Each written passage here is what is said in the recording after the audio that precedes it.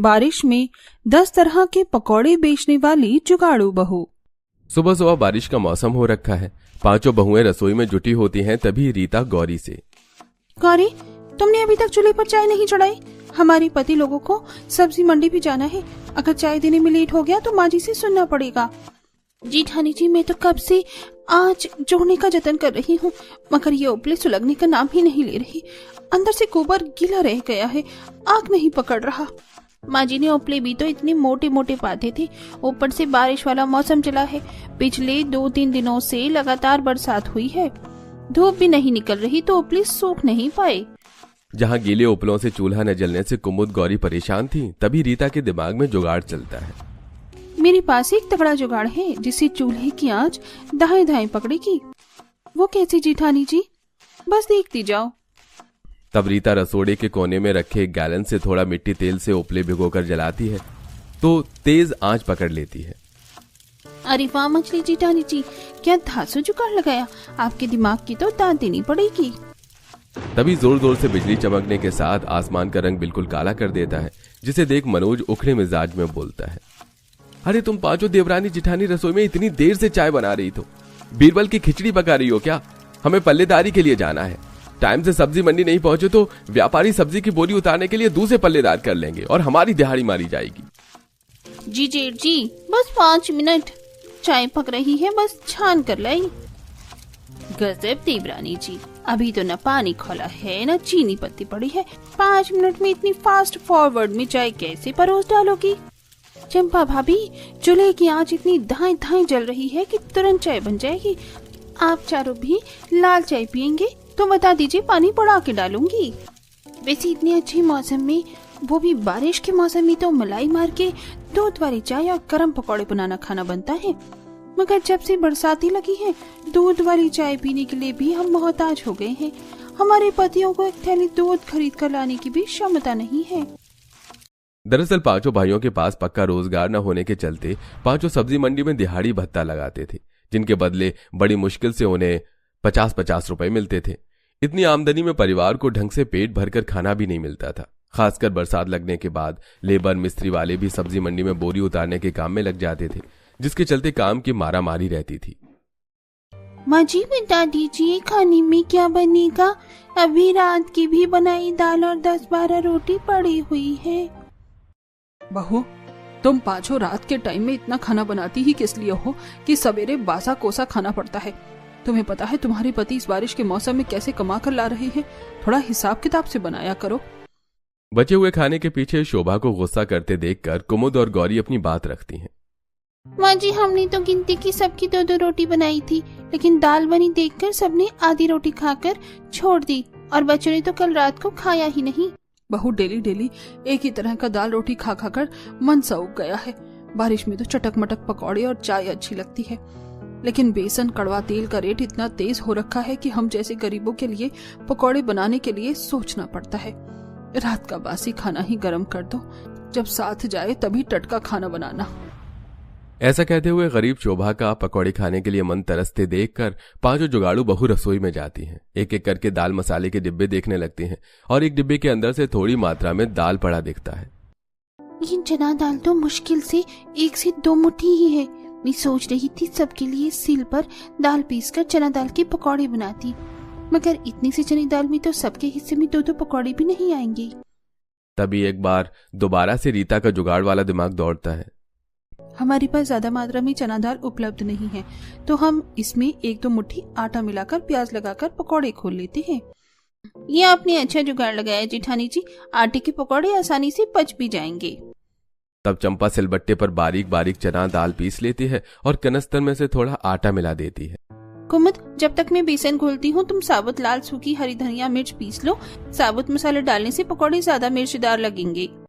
जी जेठानी जी। तब कुमुद जार से साबुत हल्दी धनिया मिर्ची निकालकर सिलबट्टे में पीसती है। तभी सविता आंच सुलगाकर चूल्हे पर कढ़ाई चढ़ाती है। कढ़ाई गर्म हो गई है, मैं तेल डाल रही हूँ। कड़वा तेल भी इतना कम है, इतने थोड़े तेल में पकौड़े कैसे बनेंगे? जेठानी जी, मैंने घोल को अच्छी तरीके से फेंटा है ताकि पकौड़े ज्यादा तेल ना पिए। इतने तेल में बात बन जाएगी। बाकी पकौड़े छलनी से नहीं, बड़े छन्नोटे से बनाना, ताकि एक्स्ट्रा तेल कढ़ाई में ही निकल जाएगा। हाँ ठीक है, तभी बाहर ठंडी ठंडी हवा चलने लगती है, तगड़ी बारिश होने लगती है। सविता सबके लिए गरम गरम पकौड़े सेकती है। वहीं पांचों भाई बारिश में भीगते हुए जब सब्जी मंडी पहुंचते हैं तो देखते हैं कि सेठ दूसरे लेबर से बोरी उतरवा रहा था और खुद बैठकर गरम गरम पकौड़े खा रहा था। अरे चलो चलो, जल्दी जल्दी से आलू प्याज की बोरी उतारो। जो जितनी ज्यादा बोरी उतारेगा उसको 10 रुपए की जगह एक बोरी पर 20 रुपए दूंगा। सेठ के लालच देने पर गरीब मजदूर बोरी उतार कर जल्दी जल्दी रखने लगते हैं। तब अखिलेश सेठ के पास आता है। सेठ, हम पांचों भाई तो आ ही रहे थे, फिर आपने हमारी पल्लेदारी दूसरे को दे दी। हाँ तो क्या करता तुम्हारा इंतजार करके, अपने आलू प्याज की बोरियों को बारिश में गीले होने देता? हाँ, ताकि सारा सौदा खराब हो जाए। नुकसान तो मेरा होता ना। तुम पांचों ने तो रोज का लेट आने का धंधा ही बना रखा है, इसलिए आज से तुम्हारी पल्लेदारी खत्म। सेठ ऐसा मत करो, हम पांचों भाई बाल बच्चेदार हैं। साल भर से हम ही तुम्हारे आलू प्याज की बोरियां उतरवाते हैं और अब बरसात लगते ही तुम्हें सस्ते में लेबर मिल गया तो हमें निकाल रहे हो। हाँ सेठ, थोड़ा तो हमारे बारे में सोचो। ऐसे मॉनसून के मौसम में दूसरा काम धंधा भी नहीं मिलेगा। अपने परिवार का खर्चा कैसे चलाएंगे? हमारा परिवार भूखा मर जाएगा। अरे भाड़ में गया तुम्हारा परिवार, मुझे कोई लेना देना नहीं है। अब मेरे सिर पर खड़े होकर माथा मत खाओ, मुझको नाश्ता पानी करने दो। तुम्हारे चक्कर में मेरे चिकन के पकौड़े भी ठंडे हो गए, स्वाद भी आधा हो गया। बेचारे पांचों सेठ के आगे बहुत गिड़गिड़ाते हैं, मगर मक्कार सेठ उनकी अर्जी को अनदेखा करके स्वाद से चिकन पकौड़े खाने लगता है। वाह भाई वाह, वही ये लेग पीस वाला चिकन पकौड़ा तो खाने में एकदम लजीज लग रहा है, मजा आ गया। हाँ, ऐसे बरसात के मौसम में चिकन मटन के पकौड़े खाए बिना तो मौसम का कोई मजा ही नहीं है। चलते हैं भैया, हमारी बातों का इस कंजूस सेठ पर जूं भी नहीं रेंगने वाला। चलो कोई दूसरा काम देखते हैं, बारिश का मौसम है। भूखे बारिश में भीगते हुए पांचों सब्जी मंडी में एक एक व्यापारी की दुकान पर काम मांगते हैं, लेकिन हर जगह से केवल हताश ही लौटते हैं। बारिश के चलते काम तो बिल्कुल भी है ही नहीं, अब घर परिवार का खर्चा कैसे निकलेगा? ऐसा बोलते हुए पवन जहां सब्जी मंडी खत्म होती है उस कोने में देखता है जहां पर सड़ी गली सब्जियों का खत्ता बना हुआ था, जहां ऊपर कुछ कुछ ताजी सब्जी भी थी। पवन उनमें से सब्जियां चुनने लगता है। पवन, ये तू खत्ते में से सब्जी क्यों छांट रहा है? भैया, इसमें काफी सारी सब्जियां बनाने खाने लायक लगती हैं। देखिए, किसी सब्जी वाले ने ये पालक की गड्डी ऐसे ही फेंक दी। इसमें से बस जड़ें ही तो गली हैं, पत्ते एकदम ताजा ताजा हैं। घर ले चलते हैं, छांट कर सब्जी बन जाएगी। वैसे ये आलू भी कोई खराब नहीं है, केवल थोड़े हरे कट्टे से हैं और प्याज भी सही है। ऐसा कहते हुए मनोज भी आलू प्याज को चुनकर थैली में भर लेता है। खराब सब्जियों को घर पर ले आते हैं, जहां पर बहुएं सास ससुर को गर्मा गर्म पकौड़े बनाकर खिलाती हैं। बाबूजी, आपको और पकौड़े डालो? अरे नहीं बहू, पकौड़े तो तुमने बहुत स्वादिष्ट बनाए थे कि मैंने 2 प्लेट खा लिए।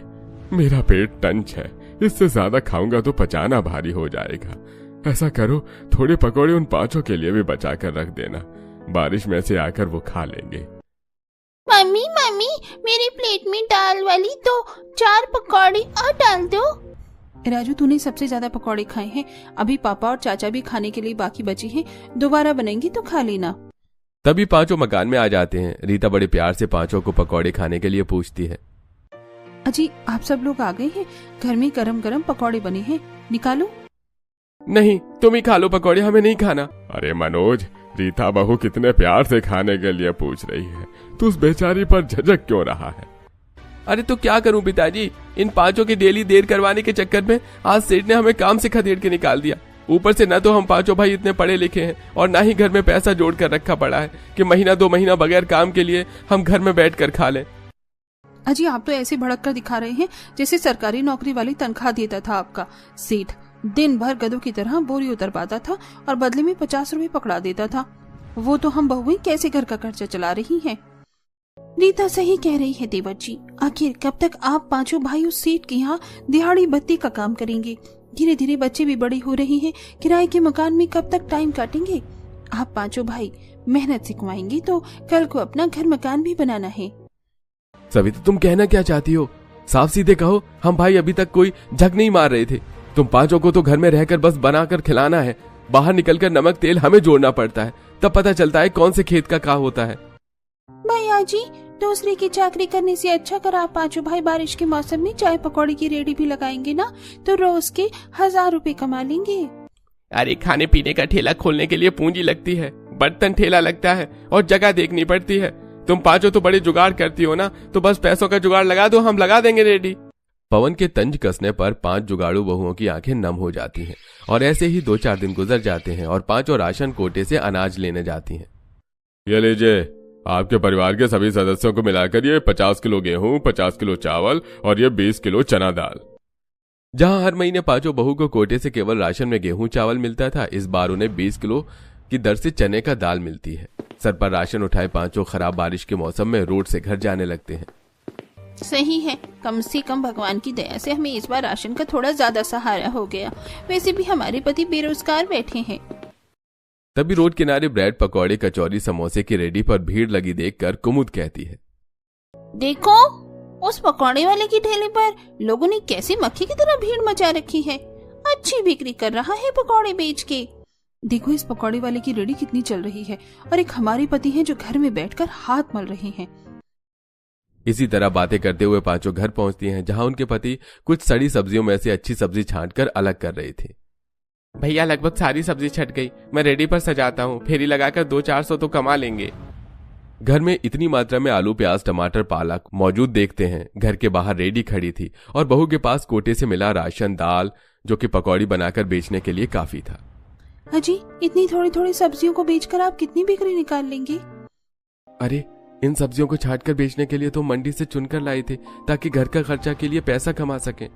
देखिए, इतनी थोड़ी मात्रा में सब्जी बेचने से कुछ खास आमदनी नहीं होगी, लेकिन अगर हम इन सब्जियों के पकौड़े बनाकर बेचेंगे ना, तो बारिश के मौसम में खूब बिक्री होगी और कमाई भी अच्छी होगी। सविता की राय सुनकर सब राजी हो जाते हैं, लेकिन अब जुगाड़ू बहू के सामने पकौड़े बनाने की सामग्री जुटाने की समस्या मुंह बाई खड़ी थी। जिठानी जी, पकौड़े बनाने में तेल बेसन भी लगेगा और स्पेशली चटनी के बिना क्या हम ग्राहक को सूखे पकौड़े परोसेंगे? धनिया, लहसुन, मिर्ची भी चाहिए होगा। देवरानी जी, चटनी का भी जुगाड़ हो जाएगा। पहले जल्दी से इस चने की दाल को हाथ चक्की में डालकर बेसन बनाते हैं। कुमुद गौरी हाथ चक्की में चने दाल को पीसकर बेसन बनाने लगती हैं। वहीं रीता चंपा ओखली में मसाले कूटती हैं। तभी सविता मकान से बाहर निकलती है और आंगन की क्यारी में लगी धनिया मिर्च के पेड़ पौधे से पत्ती कलियां तोड़कर अंदर लेकर आती। अरे वाह सविता जेठानी जी, आप इतने फ्रेश ताजा धनिया मिर्ची कहाँ से तोड़ कर लाई है? कितना फ्रेश और ताजा सा है ये। कसम, ये ताजा ताजा धनिया मिर्ची मैं कहीं से तोड़ कर नहीं लाई हूँ, बल्कि अपने ही आंगन में उपजाया है। जब तुम्हारे जेठ जी 1-2 हफ्ते पहले मंडी से गली मिर्च और धनिया लाई थी, तो मैंने उन्हें फेंक कर नहीं था, बल्कि आंगन की मिट्टी में लगा दिया था। और देखो, बारिश के मौसम में बिना खाद पानी दिए अपने आप ही लग गया। सविता दराती से कुछ ताजा धनिया मिर्ची को बारीक बारीक काट लेती है। 2 बहुएं हाथ चक्की में बारीक चना दाल पीस कर निकाल लेती हैं और 2 बहुएं खरा धनिया, साबुत मिर्च सब कुछ अच्छे से कूट लेती हैं।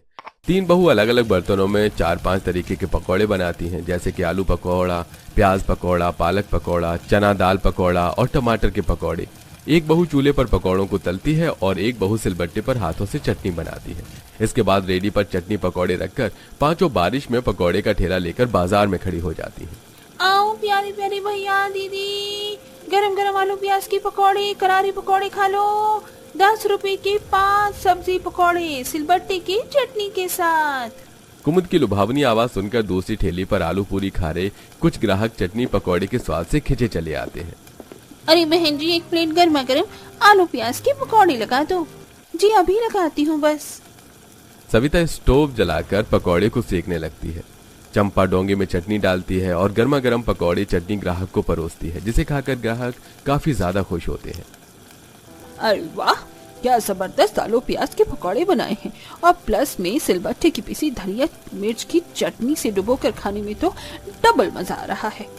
बहुत बहुत शुक्रिया बहन जी। वैसे हमारे ठेले पर 2-3 वैरायटी के और भी पकौड़े हैं, जैसे पालक पकौड़ी और चने दाल के तीखे पकौड़े हरी मिर्च डालकर बना रहे हैं। वैसे चने दाल के पकौड़े मैंने आज तक नहीं चखे। 1 पीस डालना, अगर मुझे पसंद आए तो फुल प्लेट लगवाऊंगी। कुमुद ग्राहक को क्रिस्पी चने दाल के पकौड़े खिलाती है, जो कि उसे काफी पसंद आता है। वाह, ये चने दाल का तीखा पकौड़ा तो बहुत ही ज्यादा दमदार है और मस्त है। ऐसी बारिश के मौसम में इतने टेस्टी पकौड़े खाने को मिल जाए, वो भी इतने सस्ते में। उस ग्राहक को जुगाड़ू बहू के बनाए पकौड़े खाने में इतनी ज्यादा स्वाद लगते हैं कि वो खाती भी है और पैक करवा कर भी ले जाती है। पहले ही ग्राहक से पकौड़ी बेचकर 5 को अच्छी बिक्री होती है। पहली बोनी से हमारे 250 के पकौड़े बिके हैं। बस इसी तरह हमारी पकौड़े का कारोबार जम जाए तो अच्छी खासी आमदनी होगी। तभी हल्की हल्की बूंदाबांदी के साथ मौसम सुहाना हो जाता है, जिससे कि चटनी पकौड़े खाने के लिए काफी ज्यादा लोगों की भीड़ लग जाती है और देखते ही देखते उनके सारे पकौड़े बिक जाते हैं। वैसे पहले दिन की शुरुआत के अनुसार हमारी पकौड़ों की दुकानदारी ठीक ठाक रही है। कल से हम थोड़ा और जल्दी बाजार में आ जाएंगे क्योंकि बरसात वाला मौसम भी है। अगले दिन पांचों बहू दोबारा से संघर्ष करती हैं और पकौड़े बनाकर बेचती हैं। धीरे धीरे उनके चटक मटक पकौड़ी ग्राहकों की पहली पसंद बन जाती है, लेकिन उनमें से कुछ ऐसे ग्राहक भी हैं जो कि अलग वैरायटी के पकौड़े मांगते हैं। आइए आइए, सबसे स्वादिष्ट सबसे सस्ता सब्जी वाला पकौड़ा खाओ। मम्मी मम्मी देखो ना, उन पकौड़े वाली आंटी की ठेले पर से कितनी अच्छी खुशबू आ रही है। मुझे पनीर के पकौड़े खाने, चलो ना मम्मी। अच्छा ठीक है, ले चलती हूँ। वो औरत अपने बेटे को लेकर उनके रेडी पर आती है, जहाँ बच्चा पनीर वाले पकौड़े मांगता है। आंटी आंटी, मुझको गर्मा गर्म पनीर के पकौड़े खाने हैं।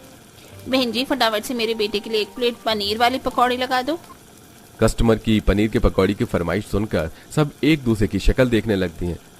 तभी सविता थोड़ा असहज होकर कहती है, बहन जी माफ कीजिएगा, हम पनीर के पकौड़े नहीं बेचती, केवल सब्जी के पकौड़े बेचती हैं। आलू, प्याज, गोभी, टमाटर और पालक, और बच्चों के लिए खास तौर पर ये पकौड़ी काफी ज्यादा हेल्दी है। ठीक है, फिर समय से मिक्स पकौड़े खिला दो। तब सविता सब में से थोड़ी थोड़ी पकौड़े सेकने लगती है। तभी मौसम एकदम काला कर देता है और देखते ही देखते मूसलाधार बारिश शुरू हो जाती है, जिसे ग्राहक भीगते हुए जाने लगते हैं।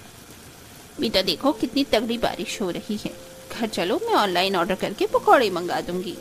ग्राहक बगैर बोले चले जाते हैं। सविता दुखी होकर, आज बारिश के चलते हमारी पूरी की पूरी दुकानदारी खराब हो गई। अगर हमारे पास पनीर के पकौड़े होते तो अभी थोड़ी और बिक्री होती। पर जेठानी जी, पनीर का भाव भी इतना महंगा है, ग्राहक को सस्ते में पकौड़े खाने हैं। अगर हम थोड़ा रेट बढ़ाकर बेचेंगे तो भी लोग ताज़ा पकौड़े खाने पर खर्च करेंगे। बाकी बहू चंपा के तर्क से सहमत होती हैं। तभी कुमुद को जुगाड़ आता है।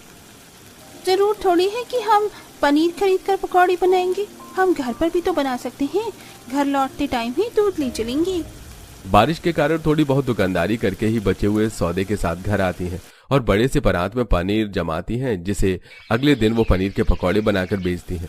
अगले दिन वही ग्राहक सब्जी खरीदकर बाजार से जारी होती है तो सविता टोकती है, बहन जी देखिए, आज हमने पनीर के पकौड़े भी बनाए हैं, खरीदेंगी नहीं? अरे बिल्कुल, वैसे तुम पांचों बहुत ही साफ सफाई से पकौड़े बनाती हो, तुम पनीर वाले पकौड़े पैक कर दो। तब सविता पकौड़े पैक करके देती है। जिस दिन बारिश का खुला मौसम होता है उस दिन तो पकौड़े बेचकर उनकी अच्छी खासी आमदनी होती है, लेकिन कभी कभी की मूसलाधार बारिश में दुकानदारी मर जाती। पर अब धीरे धीरे उनके पकौड़े का ठेला बाजार में काफी अच्छा जम जाता है। फिर एक दिन एक चिकन पकौड़े वाले से एक ग्राहक की लड़ाई हो जाती है। अरे भैया, चिकन पकौड़े में से बांस मार रहा है, बासी पकौड़े गरम करके खिला दिया है, मैं पैसे नहीं दूंगा। अरे अच्छा दी, खाते टाइम तो भर भर कर पकौड़ी खा डाली और अब स्वाद खराब लग रहा है, चुपचाप से पैसे निकालो, समझे? तभी ग्राहक उल्टी कर देता है और उसकी तबीयत खराब हो जाती है, जिसे देखकर पांचों जुगाड़ू बहुत जुट जाती हैं। भाई साहब आप ठीक तो है?